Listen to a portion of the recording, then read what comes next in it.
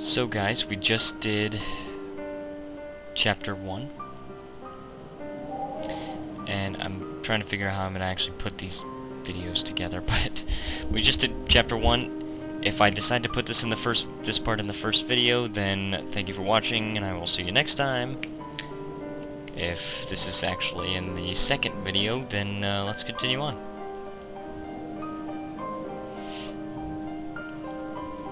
By the way, if you're just new to my channel and you're coming over specifically because of Dear Esther, then welcome. Please subscribe if you would like more videos of games. I can do pretty much anything, any game that I want, because my videos are not ad supported, so that's not where I make my money. I make my money from donations. So if you would like me to play a specific game, just drop me a little message. If I already have the game, I will certainly consider it. If I don't have the game and you want to, buy the game for me, of course I'll try it out. But keep in mind that I make my money from donations and not ads, so I am bound to the will of the people. Anyways, this is chapter 2. It's called the Buoy. So here's this thing. Here's this giant shipwreck. This game is actually very short. I think I played through the entire thing in, let's say, an hour and a half my first time, and I probably went a lot slower than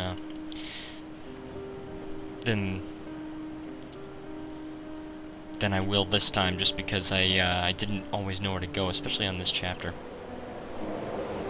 I actually don't know if he says anything over here. I think I just went over there to explore, and I don't think there's anything over there.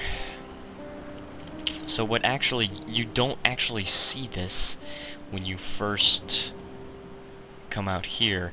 So, really, you just come out here. I had kidney stones, and you visited me in the hospital.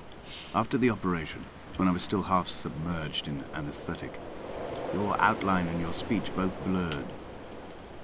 Now my stones have grown into an island and made their escape, and you have been rendered opaque by the car of a drunk. Okay, so, yeah, see, as you're going out there, you don't really notice it, but this is actually the way to go, so, for progression. That looks like it. I thought that was a river at first glance, but apparently not. I love the graphics of this game. I really love it.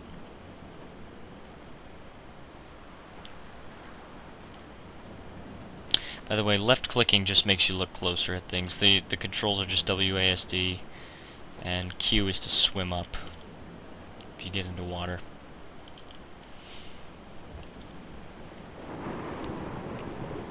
Passage is coming up, I think. At least that music. I'd begun my ascent on the windless slope of the western side. The setting sun was an inflamed eye squeezing shut against the light shone in by the doctors.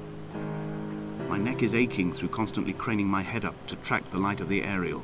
I must look downwards, follow the path under the island to a new beginning. Under the island to a new beginning. I just understood that.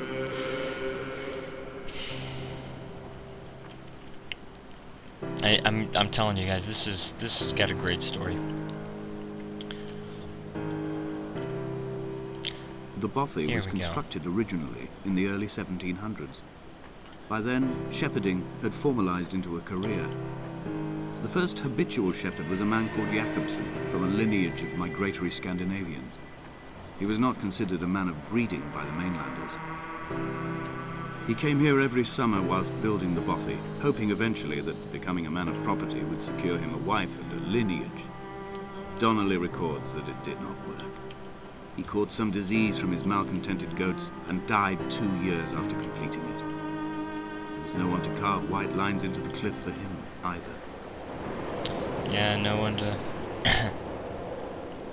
carve white lines at the cliff, because he was the only one here. So that's Jakobsen. I'm looking to see if I could just see that lighthouse, but I don't. I really don't. It kind of upsets me. But I doubt they would even... 3 cormorants seen at dusk. They did not land. This house built of stone, built by a long-dead shepherd. Contents: my camp bed, a stove, a table, chairs, my clothes, my books. The caves that score out the belly of this island, leaving it famished. My limbs and belly famished. This skin, these organs, this failing eyesight. When the battery runs out in my torch, I will descend into the caves and follow only the phosphorescence home. Huh. Home. Interesting usage of that word.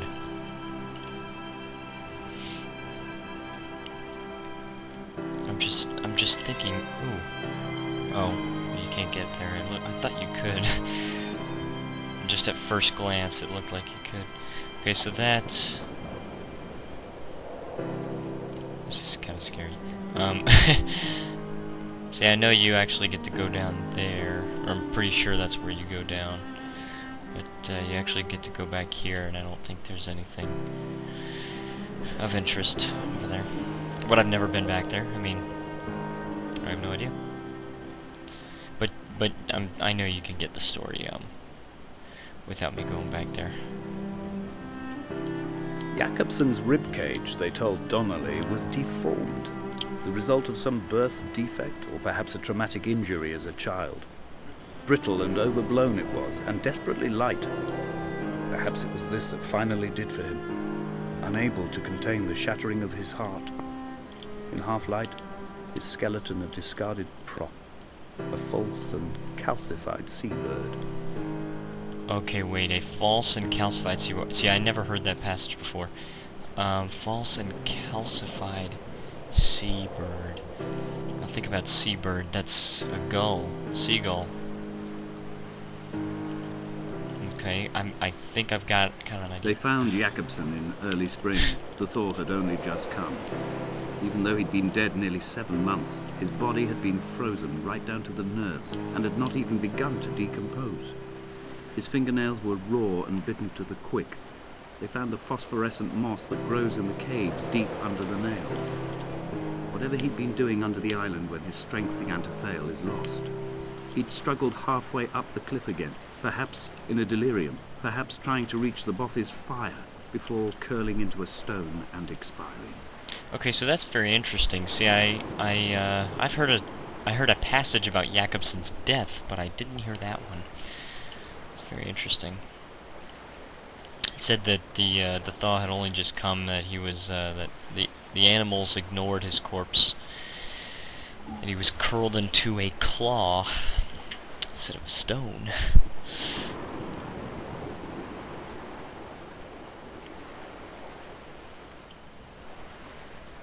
See, that's... Climbing down to the caves, I slipped and fell and have injured my leg. I think the femur is broken. It is clearly infected. The skin has turned a bright, tight pink, and the pain is crashing in on waves, winter tides against my shoreline, drowning out the ache of my stones. I struggled back to the bothy to rest, but it has become clear that there is only one way this is likely to end. The medical supplies I looted from the trawler have suddenly found their purpose. They will keep me lucid for my final ascent. Okay. So, so guys, I know where this ends. This is... That was Chapter 2. And so, see, I kind of messed up with Chapter 1 and 2. But, that was Chapter 2 of Dear Esther. Thank you all for watching. And, of course, if you wanted me to keep making videos like this, then certainly drop me a comment just saying, you know, keep it up, thank you, something, or of course if you want me to if you want me to keep pushing out good content, then feel free to just drop me a little donation. So anyways, again, that's Chapter 2 of Dear Esther. Thank you for watching, and I will see you next time.